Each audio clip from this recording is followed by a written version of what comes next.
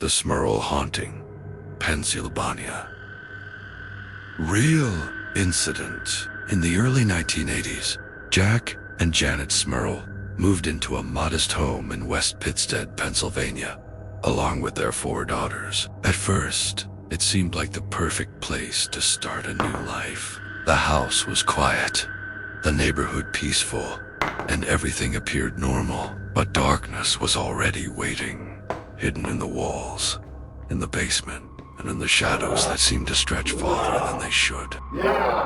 The first signs were subtle. Janet noticed cold drafts sweeping through the living room even on summer nights. Doors creaked and slammed on their own. Footsteps echoed in empty rooms, and sometimes she could hear whispers calling her name, though she was alone. The family dog, a large German shepherd, refused to enter the basement. At first, they laughed it off, but laughter soon turned to unease. Then came the night of the first real attack. Janet was woken by a low growl. The air in the bedroom felt thick, heavy, and impossible to breathe. Something invisible pressed against her chest, making her heart pound violently. She looked over and saw her youngest daughter staring at the corner of the room, her eyes wide with terror, her body frozen. The girl whispered, barely audible, "Mom, it's watching me." Jack didn't believe her at first, but over the next few nights, the strange events escalated. Heavy thuds would echo across the floors, objects would move or fly across rooms, and the air would fill with a foul, rotting smell that seemed to come from nowhere. Sometimes, the family could hear screams of agony, high-pitched and human, coming from the walls. The children began to change. One daughter would speak in a deep, unnatural voice, saying things she could not possibly know, describing events from the past, or uttering curses toward family members. Another child was seen walking backward along the walls, a scene witnessed not only by Janet and Jack, but also by hospital staff and social workers during a medical visit. Doctors were shocked. They had never seen anything like it. The attacks became physical. The family dog was thrown across the room by an unseen force. One daughter was pushed down the stairs with no one near her. Jack claimed an invisible entity bit his ear, leaving teeth marks he could not explain. At times, blood would appear on walls, ceilings, or furniture, often forming strange, ritual-like symbols. Objects flew across rooms, doors slammed with enough force to leave bruises on walls, and windows shattered without cause. The family contacted the police. Officers entering the house reported unexplained shadows moving across walls and floors. One officer claimed to feel hands around her throat while standing alone in the living room. Another said he saw a dark figure standing in the corner, glowing eyes staring at him. These events were officially documented in police reports.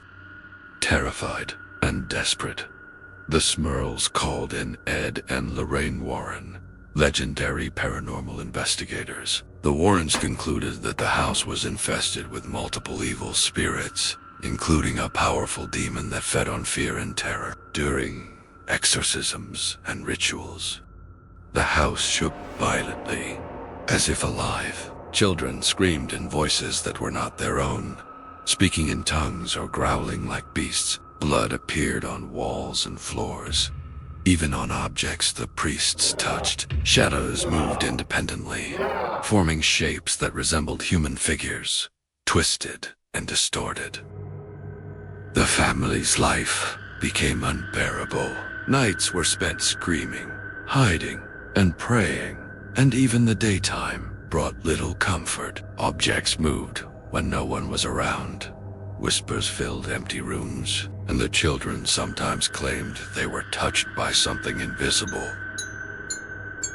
Over time, Janet said the entity became bolder, attacking anyone who entered the house. At one point, a priest performing a ritual reported blood dripping from his own hands and face.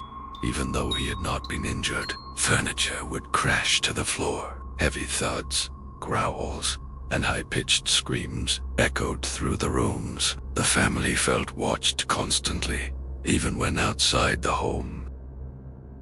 Eventually, the Smurls had no choice but to flee the house. They could not endure the attacks any longer. Locals say that even after they left, the house radiated a dark, oppressive energy. Animals refused to enter the yard. Neighbors reported screams, growls, and shadows moving through the windows long after the family had gone. The house would later inspire books, TV, movies, and horror films, including The Conjuring. Last rites. Skeptics argue about exaggeration, but police reports, hospital documentation, and the Warrens' testimonies confirm real, terrifying events.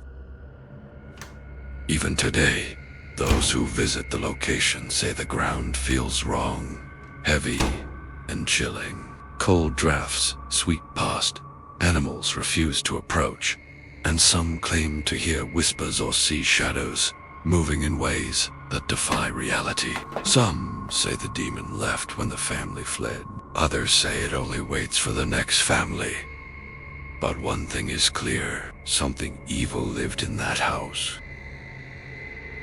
This story is 100% real. You can research it, read official reports, and even visit the site. But beware, if you go, do not walk the house at 3 a.m. Do not whisper its name, and pray you never see the shadows that once tormented the Smurl family.